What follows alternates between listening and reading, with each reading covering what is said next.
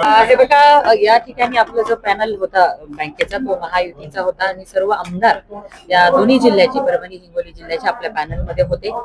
आणि त्यामुळे आणि खास करून रत्नाकर गुट्टे साहेब आणि राजेश विटेकर जी यांचं मी धन्यवाद देते की त्यांनी चांगल्या पद्धतीने की ही निवडणूक बिनविरोध झाली पाहिजे आणि अनुभवी रामप्रसाद बोर्डीकर साहेबांना ह्या बँकेचं चेअरमन केलं पाहिजे असा विचार त्यांनी केला आणि सर्वच संचालकांना या बाबतीमध्ये त्यांनी तयार केलं.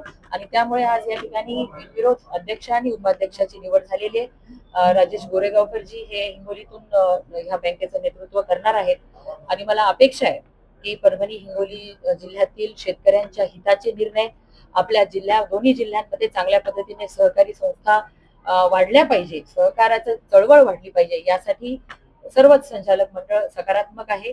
आणि चांगल्या उद्योजक घडवावेत, तरुण महिला यांना उद्योग या ठिकाणी करता यावा, शेतकऱ्यांचं हित जोपासता यावं. जे जे या बँकेचे सभासद आहेत, जेवढ्या पतसंस्था आहेत, जेवढ्या संस्था आहेत, त्या सगळ्यांच्या कल्याणासाठी यापुढे आम्ही सर्वजण मिळून काम करणार. खोट्या केसमध्ये त्यांना अडकवलं गेलं होतं.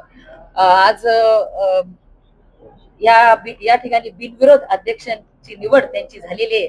हेच दाखवत आहे की सर्व संचालक, तुम्ही बघितले अर्ध्याच्या वरती संचालक हे वर्षानुवर्ष ह्या बँकेचे संचालक राहिलेले आहेत. त्यांनीच बोर्डीकर साहेबांचं नेतृत्व मान्य केलं की ते चांगल्या सक्षम पद्धतीने ही बँक चालवू शकतात, हा विश्वास त्यांच्या मनामध्ये त्यांना वाटला आणि म्हणून आज त्यांनीच मोठ्या मनाने बिनविरोध बोर्डीकर साहेबांची निवड या ठिकाणी केली. आनंद होत आहे. अधिक सक्षम करण्यासाठी सहकारी संस्था, सहकारी जे जे काही देशाचे सहकार मंत्री अमितभाई शहा यांच्या संकल्पनेतील आणि मुख्यमंत्री देवेंद्र फडणवीस साहेब यांच्या संकल्पनेतील सहकार चळवळ आपल्या परभणी हिंगोली जिल्ह्यामध्ये आपण या ठिकाणी अधिक भक्कम करणार आहोत.